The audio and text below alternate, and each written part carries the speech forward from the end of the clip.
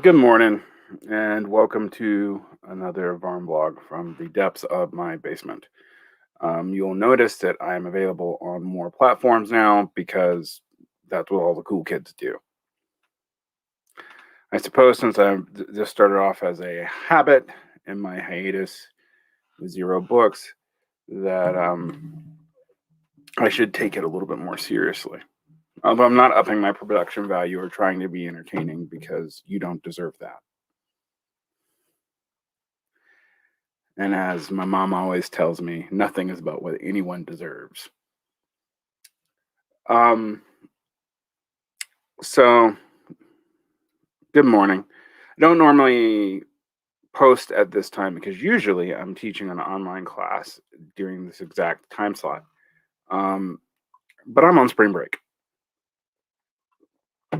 And last night I made the mistake of posting anything on social media. Most of what I posted was just song lyrics. As I was up really late and listening to Jawbox reminiscing about 20 years ago. I also had a long conversation with the people over at Zero about the direction of these critiques of the left. And I had become frustrated. Imagine me being frustrated, right? I mean, it seems like the majority of the time. I had become frustrated with the attempt to push beyond the PMC discourse by spreading the PMC discourse. Sorry, my phone's going off the hook right now. Let me turn that off. This is the production value and professionalism you've come to expect here at Varn Blog.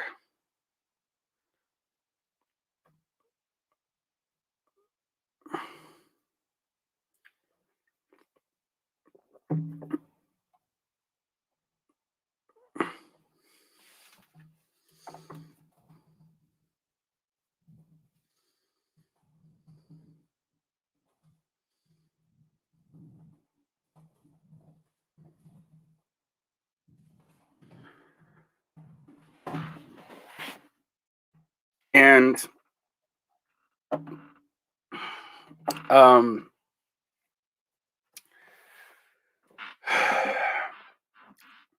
I said on my little post that I said cryptically, I'm expecting normies to understand my politics as a self-criticism. Frankly, a little bit inebriated at 3 a.m. And it was in response to that conversation I was having with Doug. Now that post didn't have any real content. And I got shamed by an old friend, an old black gay friend from LARPing. Grew up in the South. We grew up in the same town. And when I say LARPing, I don't mean political LARPing. I mean literal LARPing in the late 90s, like playing Vampire the Masquerade in high school. And his response to me was, I'm trying to remember because I nuked the post. It greatly concerns me that you're using a phrase like normie as if you're, as if you're being influenced by incel or Redditor culture. Walk softly, bro. Now, we're both Southerners. Walk softly is a threat. I know that it's used as a kind of, and basically social justice discourse as a kind of like you're going to places you don't need to go. But that kind of policing is not wise. And I'm seeing it develop from people who should know better. So on one end, I'm watching, Zero Books try to critique um, this whole left critiques of the left and push them farther, but mostly ended up just, if you read the comments, spreading the ideas about, you know, the very thing that they want to push beyond.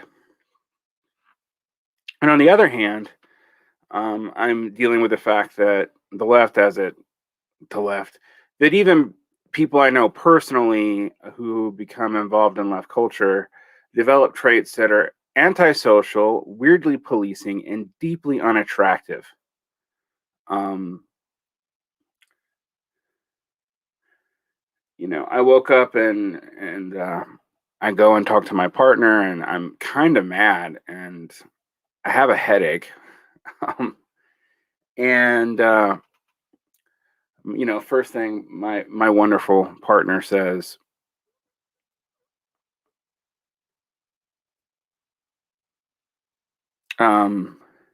"You're a brawler." And the second thing,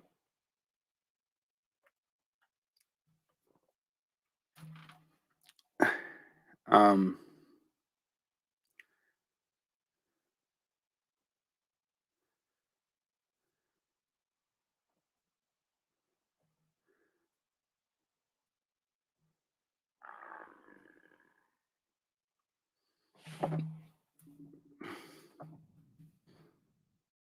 I'm being yelled at by someone online right now. This happens a lot. And the second thing is that I should not post online. And I mean, I basically don't now. This is how I engage with the world, is these vlogs and, actually going out and seeing people, which I can do a little more of since I'm fully vaccinated, but I'm still pretty careful about that.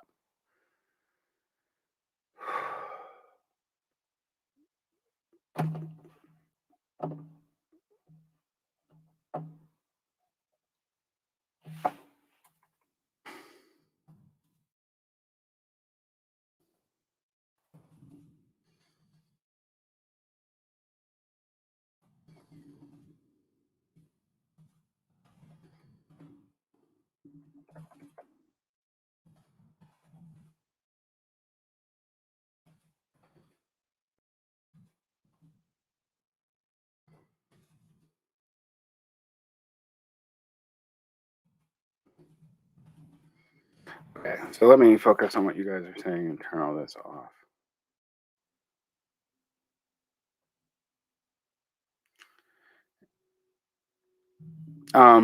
So yeah, I read Twitter. I actually don't engage with it much, except when I post song lyrics at 3 in the morning. And because I actually use Twitter to see what people are thinking, I kind of use it as a litmus test of a certain class of highly online people. Um, and my response to all this morning is kind of a joke, but it's not a totally false one. And the joke was that this current PMC discourse is a PMC conspiracy to make all the discourse about them. Now, I've pointed out before that effectively, the PMC stuff is I'm gonna bring up my friend Epish again, who was the person kind of I said he was yelling at me. He's actually just engaging with one of my prior posts. The PMC thesis has literally become kind of a uh, populist way to say privilege because it's that nebulous. Um, but since they've spent years attacking privilege theory, uh, maybe rightly, the concurrent class theory they go back and reread onto the past is uh, basically the same thing. Um, and I have no energy today. And when you look at that for what it is, what do you get?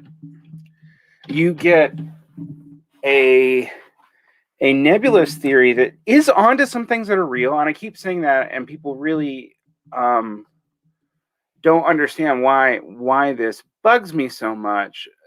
I've been accused of like making angels dance on the head of a pin, but the reason why the consistency bugs me is I don't really know who people are talking about when they throw this stuff around. But I do know that what they mean is people. You're here. Is people who have real cultural clout. Um,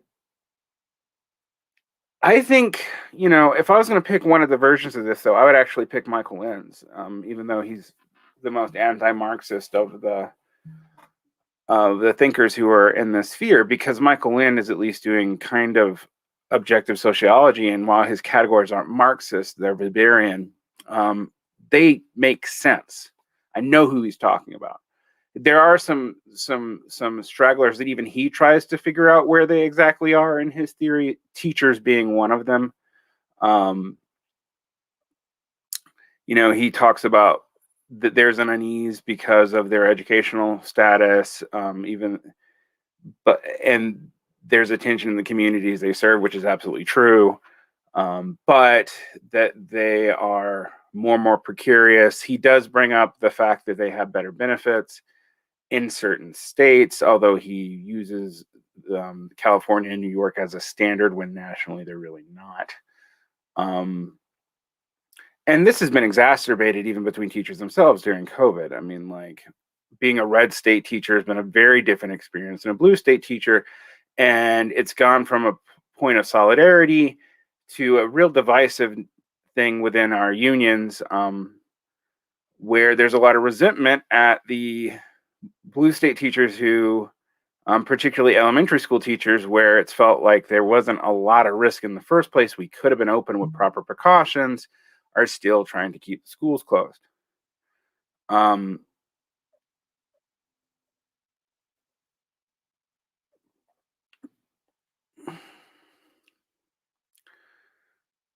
So when Michael Lind talks about this, he talks about an overclass, and he actually does admit there's a class above them. There's a class above the overclass. He actually draws a little diagram. it's and that class is the bourgeoisie and the political elites. It's very similar to Peter Turchin's theories on this too, and theories of the overproduction of possible elites. So, I mean, when I say Lind's a Weberian, I'm literally quoting himself. Like, he said that in an article he wrote for the Bellows. Now, there's a lot of people right now who are taking, Lind's involvement in this as some kind of proof that American Affairs is trying to move a bunch of people right wing, and there's a conspiracy afoot. And while right wing money does have a lot of pull, basically, American Affairs pull and getting left wing writers that they pay well, or at all. And they'll publish things of varying political opinions. Whereas most, even well-established left media pieces, they don't pay very well, and usually not at all. Even if they make money. So there we go. But I am offended by people trying to put this stuff in Marx drag, because it has nothing to do with it. And a lot of people who are invoking Marx are agreeing with people who think Marx is fundamentally wrong, like on almost every level. And I do find that suspect. I also find it to be, and people will say ad hominem. In fact, I see Keith shouting that in the comments now. I really don't care. Most of the structure of the PMC debates are ad hominem attacks, Keith. It's who people are. but they're very unclear about who they are. It is effectively a way to try to hide your cake and eat it too. So, yeah. But this overclass thing is a bigger issue for me, and I think it's one that's actually got me thinking a lot about fallacy. We can do this all day.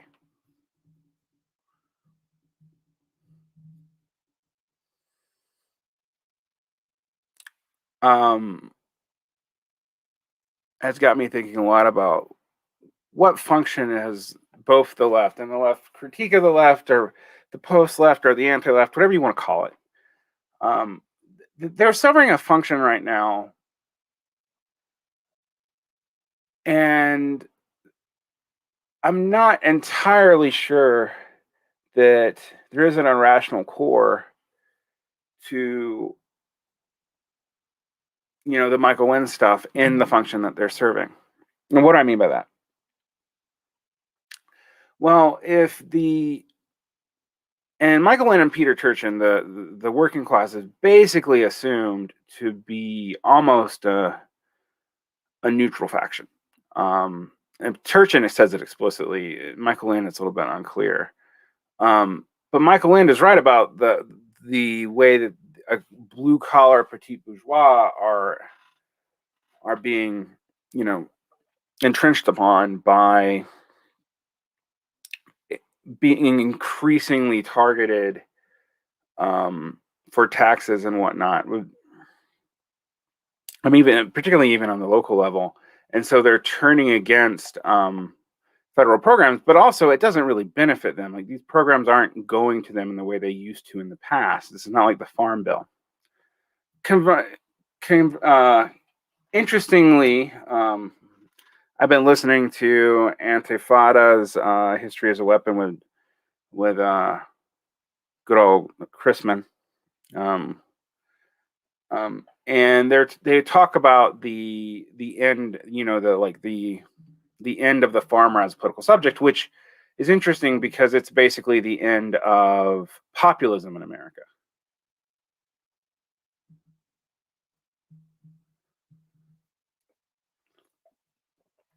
And here's where Lind is onto something. The small farmer in America, everyone always talks about how they don't vote their class interest. Well, actually, they kind of do. They are being outcompeted by agribusiness, and their farms are being bought up en masse. They're committing suicide, and while they're talking about, while they're talking about, how Republican policies affect, these big business, and they don't love that. They also can't really handle the tax burden. They don't have the profit margins to do so, and so it's actually pretty rational to take those views. Furthermore, their entire social base is kind of decaying. If you look at the decline in not religious observance, which has never been as high in America as people think, not saying that you're Christian, which has gone down, but it's still fairly high. But people who are actually church members has declined precipitously since the year 2000. Interestingly enough, this hasn't led to the great political awakening that everyone thought it was going to be, and we're all going to be happy liberal Democrats forever. I mean, you could have predicted that from the trajectory of Sam Harris, but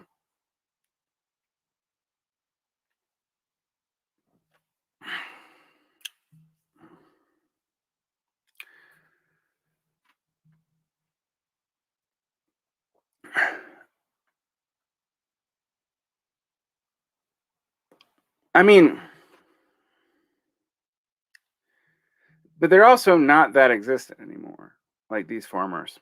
And so the populist, what fills in there is basically paranoia.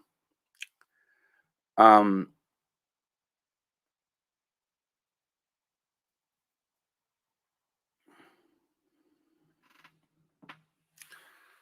I shouldn't be reading these comments. I can't focus on what I'm trying to tell you guys because everyone's just yelling things.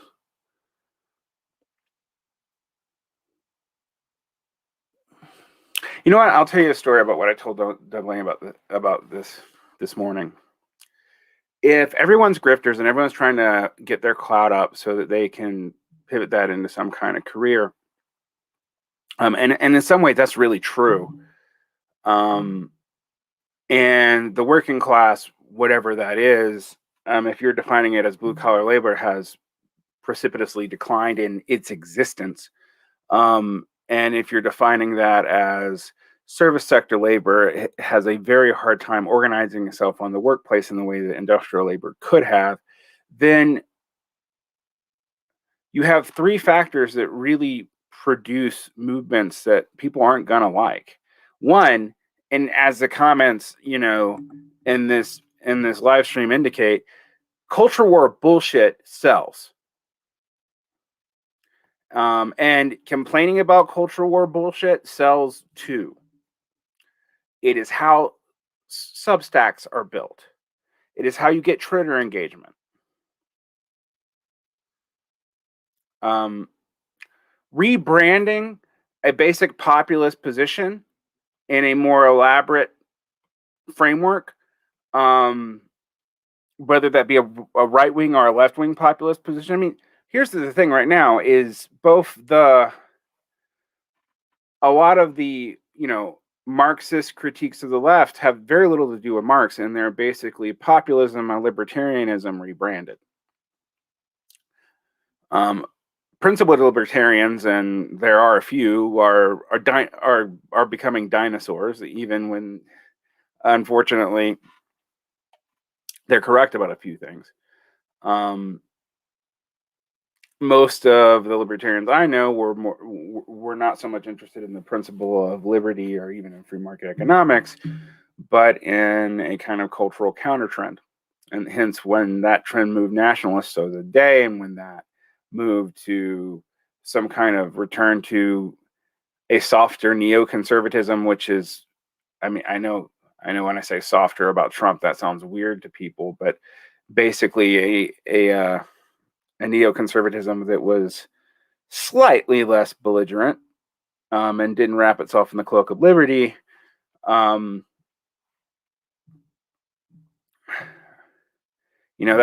where they went to. If you study the way these trends move and who are in them, I mean, this is why that Michael Lynn piece is really in my head.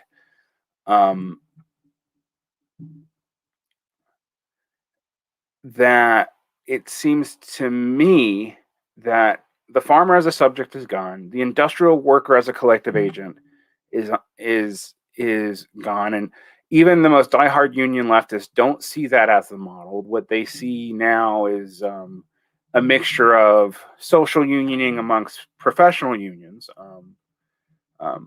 and organization in response to street riots and street protests.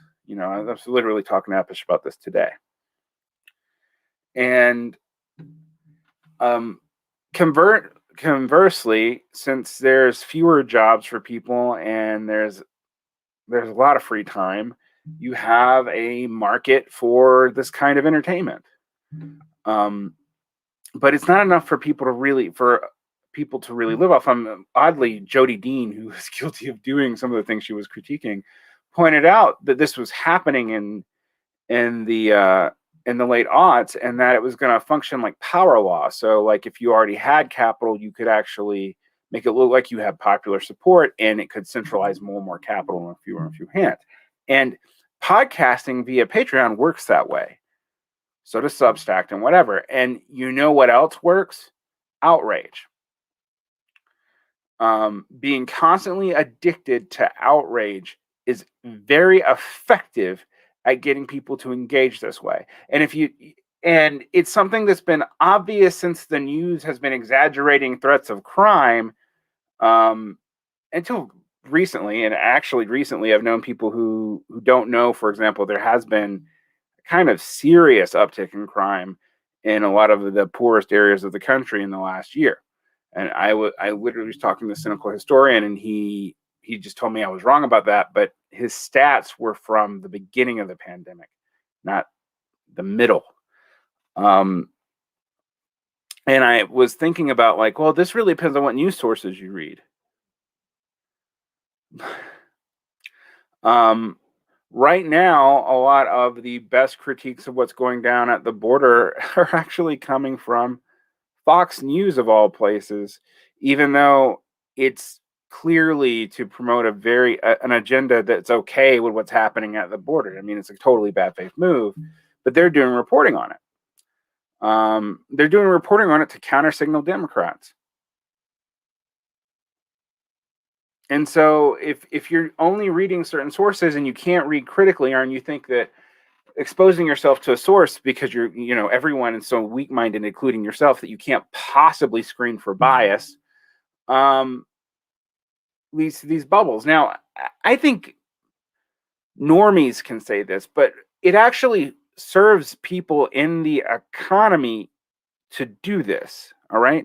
You are making people who have monopoly IPs money by buying into these branding things and being constantly outraged.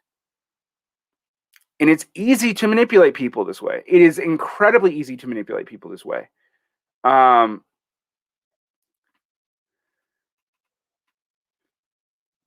what do I mean by, why is it easy to manipulate people this way? Well,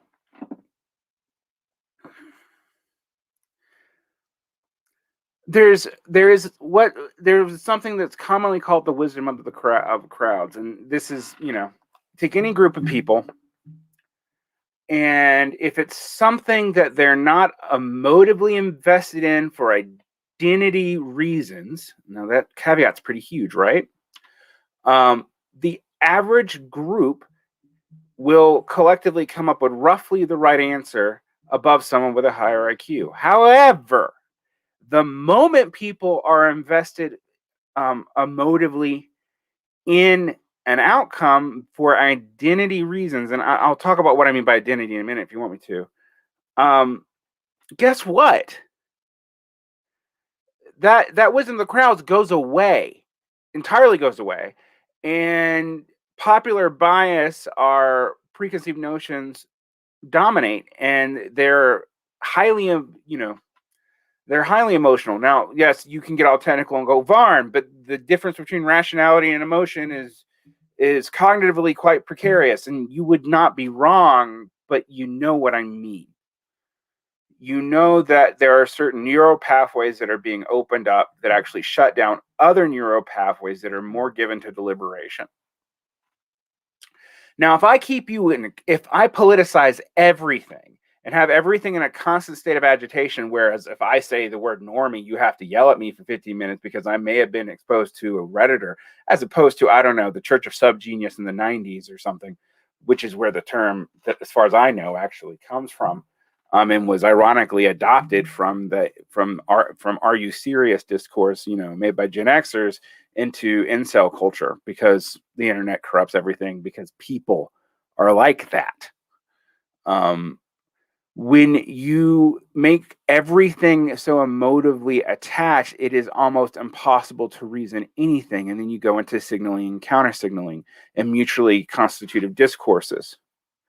There's no class politics to that, except that it makes you very easy to manipulate. Sometimes I do wonder if incoherence is in fact part of what's going on purpose. I know that makes me a conspiracy theorist, and we should avoid that, right? But what do I mean by that?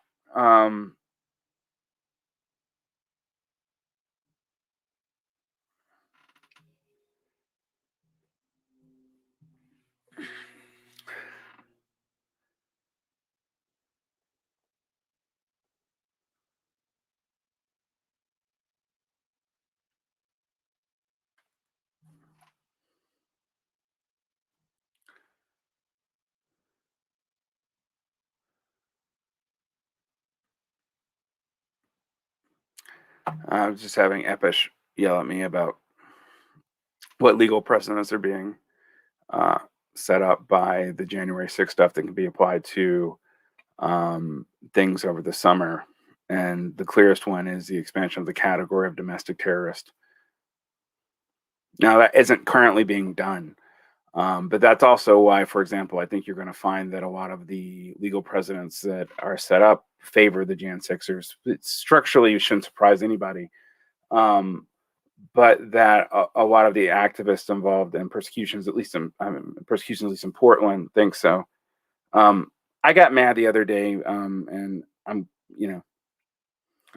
because I mentioned that most people, because they're constantly enraged and activated, actually operate on a basic Smithian friend-enemy calculus. And somebody tried to correct me and say, well, Smith was only talking about existential dangers, blah, blah, blah, left Smithian wankery.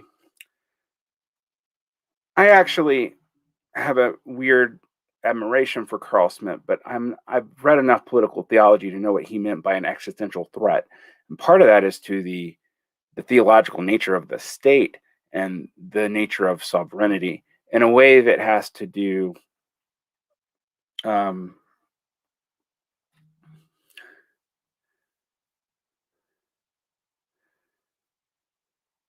um, with those ideas and those identities being uh,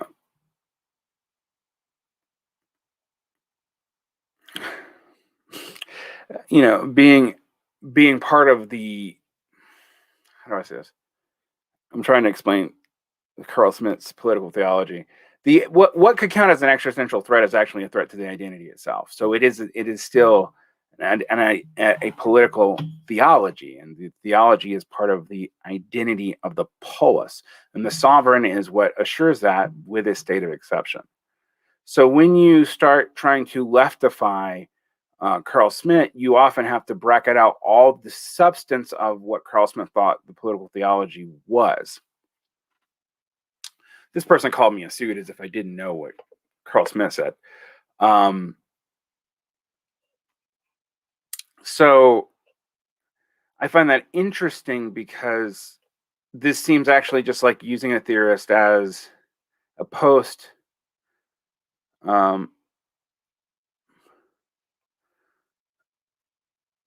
post hoc rationalization. Is sovereignty a thing? Well, there are legal sovereigns. So sure. I mean, it's a thing in the fact that any abstraction is a thing if it has a legal principle. But is sovereignty a thing in the universe? No. I mean, self sovereignty or whatever. The Hobbesian notion of sovereignty is not entirely real. And as someone's like, it represents a Hobbesian conception of sovereignty. It does, but it's even more theological than that. And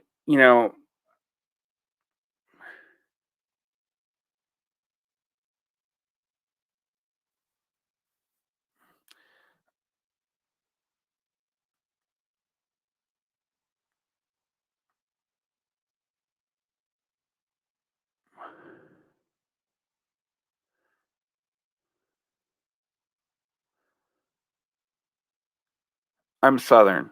It's sovereignty is just the way I say sovereignty.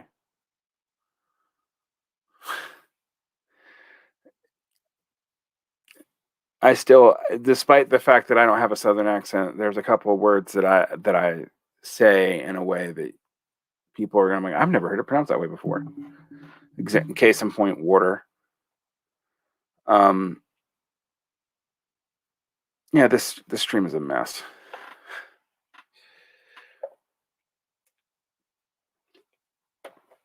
But anyway, I'm very today's joke is I'm very frustrated with trying to teach people things that they need to know in a variety of different substance areas and substrates, right? Where if I do it by interview, I'm going to be spreading ideas that I don't want to spread.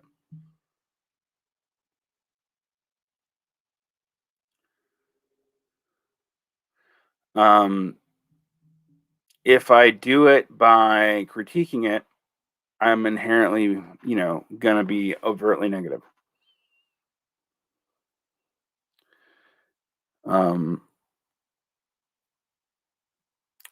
And so I started these streams to engage with a lot of the stuff, but even that, like, it's very limited, right? Like, if you guys listen to this is going to sound weird and awkward and pausy, and it's not going to make a lot of sense. I stop and start a lot.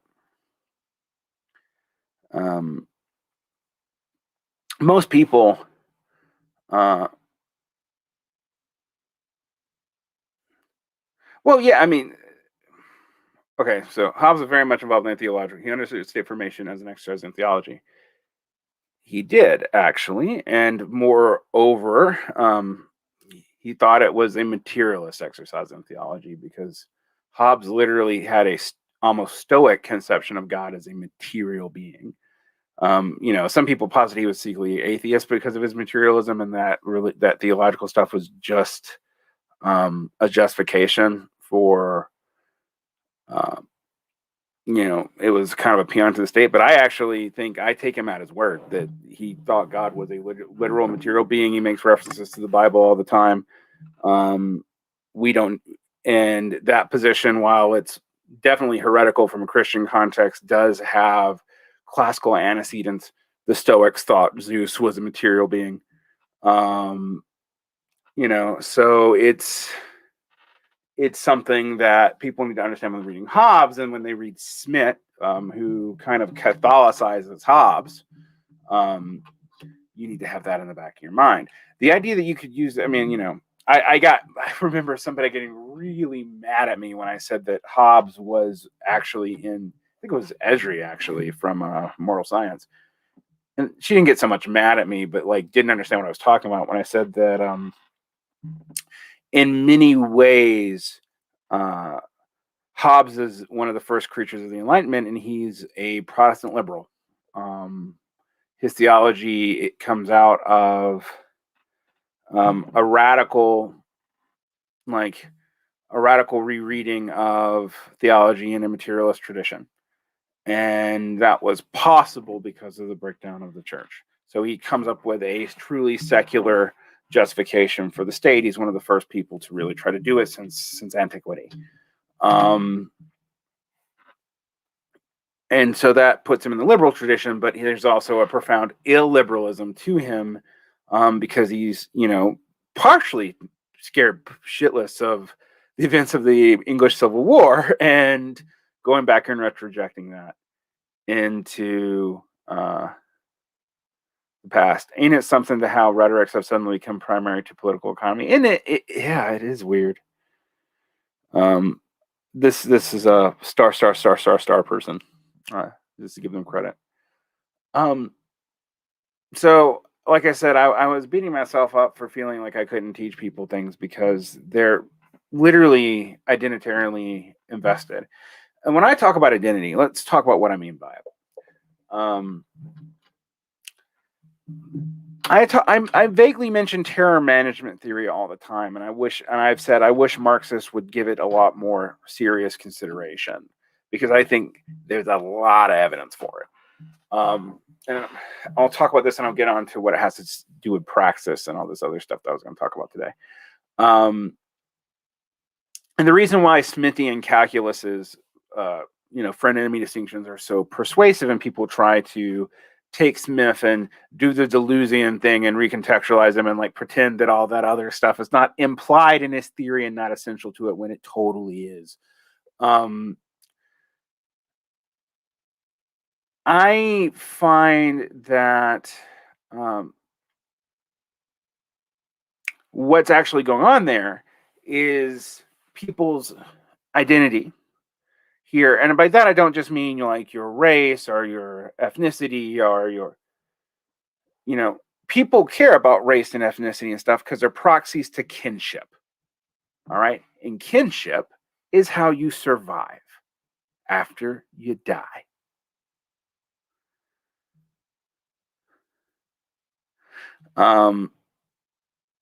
Why you think ancestor worship and progeny worship is so important to almost every culture that's ever existed in its early phases. Marshall Solins talks a lot about symbolic kinship, and if you don't understand it, you really don't understand how humans work. And this is like when Marx talks about species being, or what we might call human nature. This is one of the things I actually think is human nature. We exist. Our notion of existence is predicated on things like us, our ideas, are our progeny, are our kin existing in the world beyond us. It makes basic biological sense, right? So we, however, our mind is capable of making abstractions and leaps of formalizations in ways that we don't see a lot of evidence that other animals do in the same way, although we do see some evidence that they do it. Don't want to get into how the exact reification thing with animals, but your identity is a way that you project. What would your symbolic kinship even mean?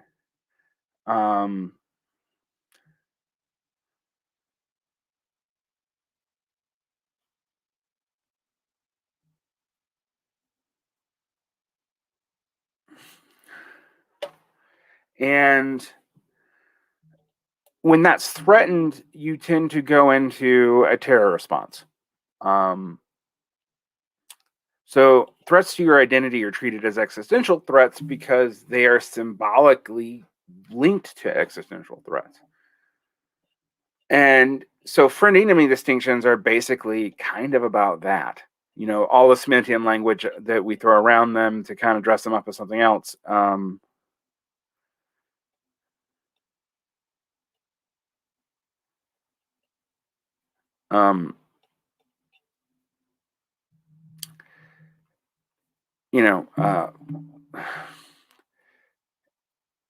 At a basic anthropological level, these are all abstractions that are both have correlates to things that are real, family, biology, but they aren't real. They're social formations because they're highly symbolic. Now, this is weirdly also related to another question that is brought up today, and then I'll finally get to the thing I actually wanted to talk about.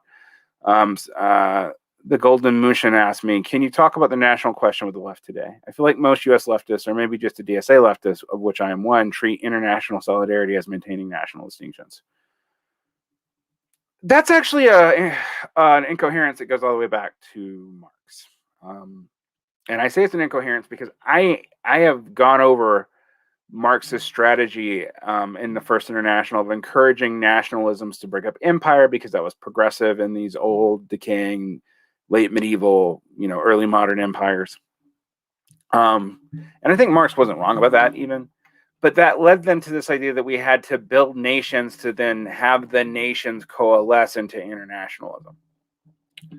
And what we have seen historically in the case of the settler colonial states, in the case of Russia, Russia's national policy, etc., is that encouraging nationalism leads to nationalism and actually kind of breaks up the project. And then the response to that is generally some sort of Russification, Hanification, whiteification, whatever project that is basic nation building. And you expand the category of nation when all those things were empires before. So in the Soviet Union, you literally have this encouraging of national subpolities or regional autonomy. They redefine what that means over and over again. They even help cultures that didn't have written languages develop one. When that leads to an anti-Soviet identity, they then 180% switch gears and try Russification, and this is pushed by people who weren't Russians ethnically. You think Stalin's a Georgian, and Stalin was, Stalin's position on the national problem is interesting because he's actually the first person to ethnically sort and ethnically cleanse. I mean, he didn't kill people, but he moved around Eastern Europe to follow Lenin's national policy, which he didn't even believe in. And Russification was his answer to the problem. The DSA And Americans just don't want to deal with the fact that that's a primary conflict that's not reconciled to Marxism. It's not. There isn't an easy answer to it. Part of it regards to, you really think people are going to give up their various identities? A national identity is an abstract identity that is an extension of symbolic kinship. Are you going to ask people to give that up? They're not going to. A lot of the anti-colonial stuff, as it's manifest, though, is manifest in basically counter myths. Like, you just see some of the things that people say about like indigeneity prior to settler engagement, and anyone who knows anything about anthropology and the history of the area just has to kind of like, what? Why are you not humanizing these people? Isn't terror response the thing you're responding to actually a threat to your own existence? Like, well, yeah, if you're material threat, I mean, the thing is, when I'm talking about symbolic kinship and identity threats, that is an extension of a very, like, it's in my mind, a natural and healthy, okay, extension of our natural response to being forced to do things that risk our lives. So if you have terror about going to work under COVID situation, of course you do. I mean, I very much did. I have a compromised immune system, and I'm a teacher, and I was going to have to go back to work, and I was I was scared irrationally, even waiting to find out if I was going to be put on the list of people who are approved to teach online, because my district did both. And we actually now have an online program forever. And I'm part of it. I was part of the blended learning program before I moved online, but I was irrationally terrified about it. I knew that, I'm not saying that I would have died if I got COVID or had complications, but I watched my dad, he had COVID 8 months ago, and he's still having lung problems. And my mother's cancer treatment has been greatly complicated by COVID. So I know that my fears aren't from nowhere. We've lost people with COVID. I'll mention my friend Moroni Benali, who, finally left Salt Lake because he couldn't deal, because Salt Lake was just too much for him after he lost 38 friends and family members, including his father, to COVID. While that COVID stat is why the Navajo Nation switched political allegiances in the last election. That is almost solely related to that, because the traditional patterns of voting on the indigenous tribes are not, despite what people project upon them in academia, the actual stats is those areas are overwhelmingly conservative.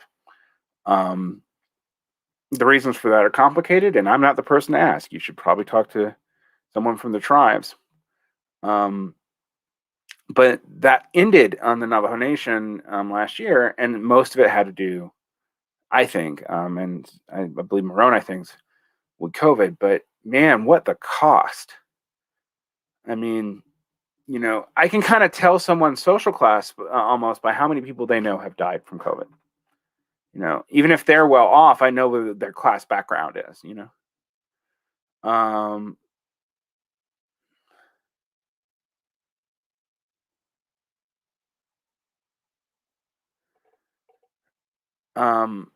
That said, I will also say that, like, I think a lot of the, for lack of a better term, liberal blue state fears, some of them were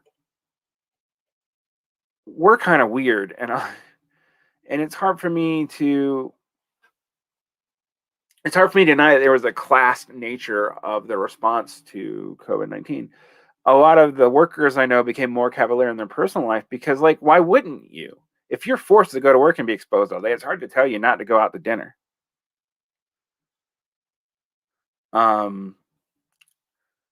mean, that's just logical. I mean, it's logical. It's a logical, illogical response, right? Like when I say it's just logical, like it's a logical deduction that would not actually serve you very well because your risk doesn't decrease, by the fact that you've already had a high risk load, right? In fact, it would, it just makes it hard to figure out where you got it. But you can see why it would happen that way. Now, and you can see why, for example, a lot of the anti-mask protests started amongst petit bourgeois people who wanted their labor back, but would eventually start to gain traction with working class people if also working class people are not being provided for with anything, and they weren't. I mean, I don't know about you, but could you survive off of, what is it, less than $4,000 for 10 months? I don't think so. In fact, in most cities, I do believe that's 3 months rent.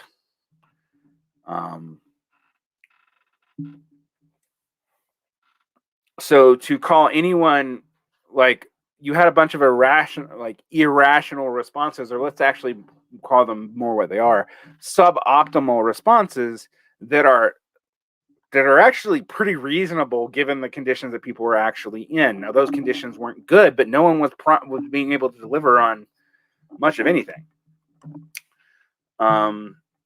We have some relief coming with the Democrats sneaking that tax break back in the back door of the bill, but even that's being way oversold. And by that tax break, I mean like the whole tax credit that's being paid to you monthly as opposed to yearly, if you have kids, which is a backdoor way of providing family support. And the Democrats are doing it for 2 years, hoping that it'll become so popular it sticks. More of that Cass Sunstein shit, though. That stuff hasn't gone away. So that brings me to what I was originally going to talk about today before I got derailed by 85 different responses, including people yelling at me about, well, I shouldn't characterize David as yelling, but pushing back on me on my fear of people using January 6th to establish bad legal precedent. What I agree with David on, though, is it hasn't happened yet, and it's not going to. And also, if they really want to, come down on the people over summer, and I think David may be overly seeing the state as unified on this. I think actually it's really not.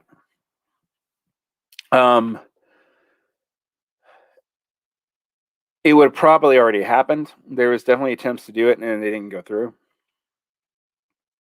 But this whole, yeah, it's okay, David. He just apologized for talking to me while I was streaming. So I'm literally responding to him on there, as if he can hear me. But he's got a point. I mean, it's one of these things where if people had delivered on what they said they were going to deliver on, there would have been a real threat. But they've not. And were they? It's hard for me to know. On one level, I thought there was way too much concern about,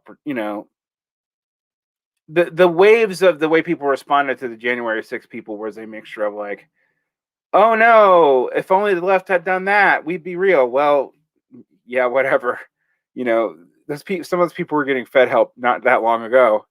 And they seemed actually surprised when, in a way, when they actually had to fight the feds, or just the Capitol Police.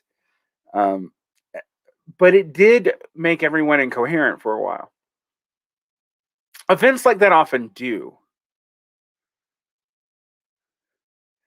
Yeah.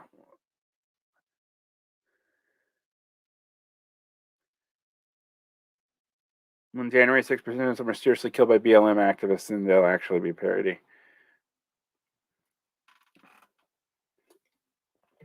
What is it the Talmud says? If perfect justice is achieved, then expect a violent world. I'm really not that concerned about parody.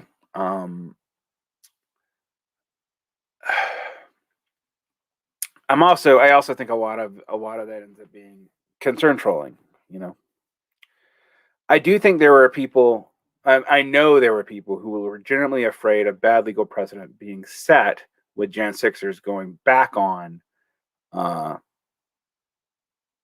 people. But you know what? My lawyer friend that I talked to on my lawyer friend, actually, I should be honest, Chris from Regrettable Century's lawyer friend, who I argued with, actually called it better than I did. That the Democrats weren't going to pass any of that stuff. That they didn't need to, and that it was basically a political stunt. And you know what? He was right. They didn't need to. They weren't really going to do it. And it was a political stunt, which was useful in buying the current administration some time and some lack of scrutiny. And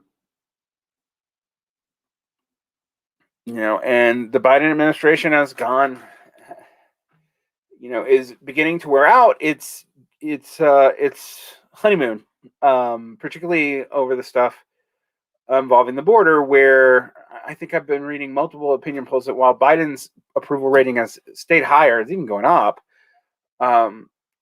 nobody is happy with what's going down at the border. Immigration activists aren't happy because there are plenty of kids in cages, and it looks pretty similar. Legally, yes, there's some distinction, I guess, and formalities do, and in the case of law, matter.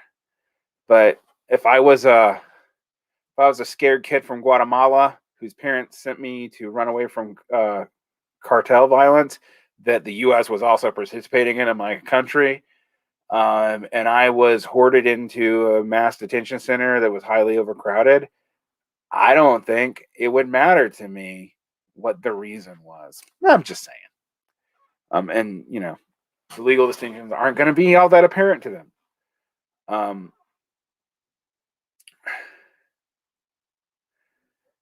So yes, in a formal sense, there is a mild difference, I suppose, but effectively and functionally there isn't. And what AMLO and what conservatives picked up on this, and it's actually interesting because I've not seen Jacobin or whatever in their AMLO defense talk about this. Obrador down south. Is that they blame, even AMLO blamed Biden for saying, they were going to take a more lax stance and then not doing it. Creating a crisis both ways, like saying we're going to help, we're going to have a kinder policy towards these people seeking refugees, but then not having the legal structure to really do it.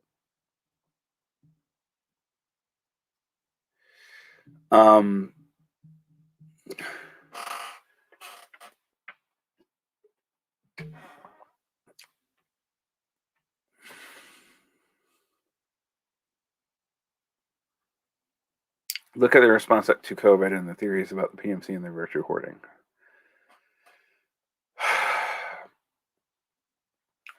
I read Catherine Liu's book. I'm still going to review it. And I was actually, like I said the other day, of the books I've read on PMC, it's the one that impressed me the least, which surprised me a little bit, because a lot of people I know are gushing about that book. But I guess, I take Liu at her word that she's trying to get the PMC to look at itself, even though how she does that is sloppy, frankly. Even from the class theory that's being proposed, it's sloppy. But phenomenological cultural shit generally is. But the thing is that, the virtue hoarding narrative, right? There's a lot of truth to the fact that there's a lot of virtue hoarding going on. But what function like I understand what that does for an individual level. I understand what that does, and I understand how it could be useful politically at just getting people to shut up.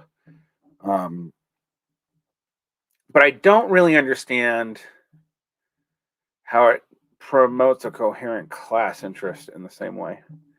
Um, at least of the classes that get linked together in the PMC.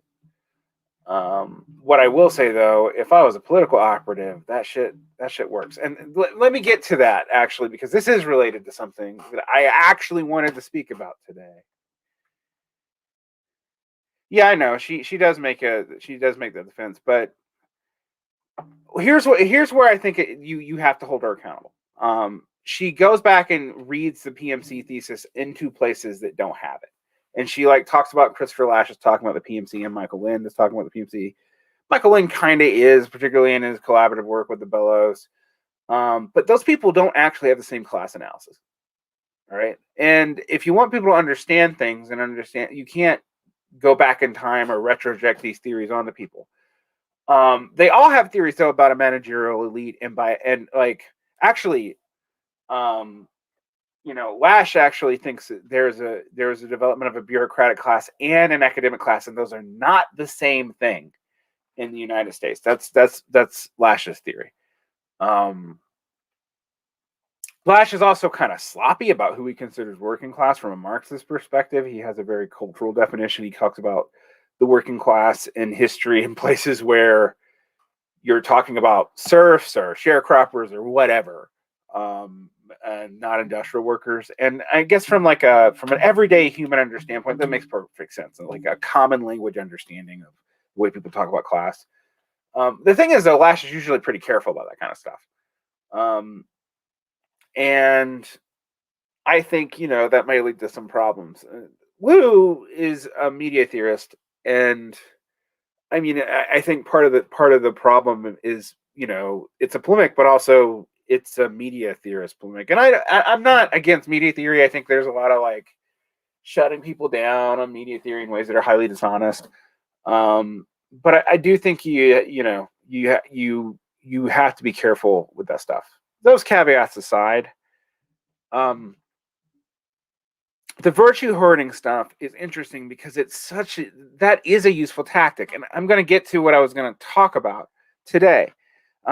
Another liberal friend of mine uh, did. I won't name because they're not a character in my live streams in the way that I don't know Keith and David or Esri or Doug Lane or whoever. But and I'll give them anonymity. They sent me this.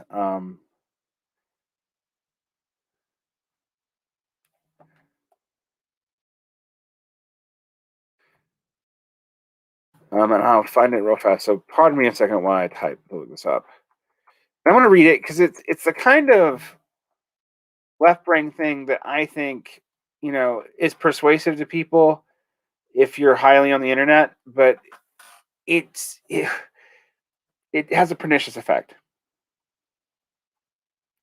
So I'll read the whole thing to you. Without Praxis, there are no real tankies, and there are no real anarchists, and there are no real social democrats. There's no real libertarian socialists. There's no real market socialists. There's no real communists, and there are no real anarcho-syndicalists. There are no real Maoists. There are not even real rad libs. This is just a shit show of adults engaging in ideological cosplay. Left unity gatekeepers tone policing their ideological factions, comrades called traitors by gatekeepers of their ideological factions. It reminds me of my younger days as a former indie goth standing around other indie goths in the club discussing who else in the club was a real indie goth and who was a poser, and if they were real, what kind of indie goth were they? Traditional goths, vampire goths, cyber goths, romantic goths, etc. Or just some clueless fat boy wearing black who only knows about Nine Inch Nails and Marilyn Manson because they could all laugh at it and be despised for being there. You want left unity? Stop the cosplay, focus on Praxis. Trying to convert each other to the correct leftist ideology through bickering and personal attacking is not Praxis. Yes, it is. But anyway, I'll get back to that in a minute. Radical political working poor people, radicalizing non-political working poor people that feel homeless and disempowered to any leftist ideology is Praxis. Discussing and debating abstract leftist theory like academics in echo chambers is not praxis. Translating abstract theory into talking points in everyday English that anyone can understand and teaching them effectively to laborers is practice. Organizing support groups for the working poor in your town or even online is praxis. Starting food banks or soup kitchens or leftist supper clubs is praxis. Organizing leftist local gun owners of every kind of leftist ideological description to organize forces for community defense is praxis. Arguing over whether China is a capitalist authoritarian utopia or revolutionary social states in a necessary stage of eventual communist utopia is not praxis. Fighting the U.S. narrative to justify Cold War sanctions and starve people are leading to World War II for pushing the regime change in China, where the U.S. effort to change everywhere has succeeded in regime change is universal humanitarian nightmare and prevent what is happening. And again, is praxis. Helping vets with PTSD not commit suicide and become part of moving against capitalism is practice. Left training to BIPOC and LGBTQ people about what you know about their oppression is not praxis, et cetera, et cetera, et cetera. This goes on.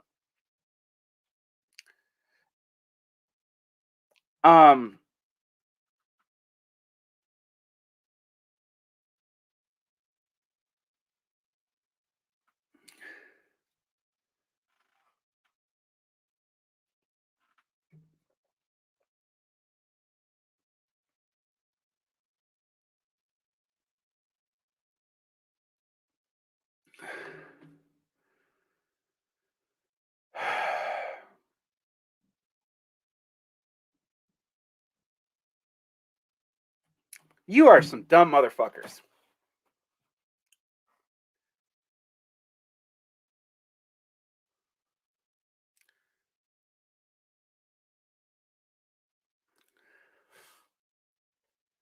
Yeah, I take a breath to read the, that spoken word piece about praxis, right? It's good rhetorical stuff, makes 90s, stuff sound good.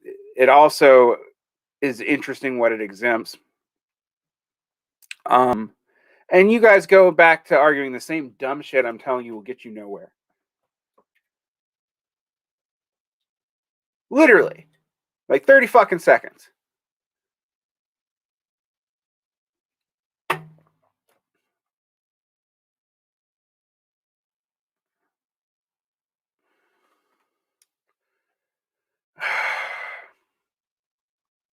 Why'd I do this shit?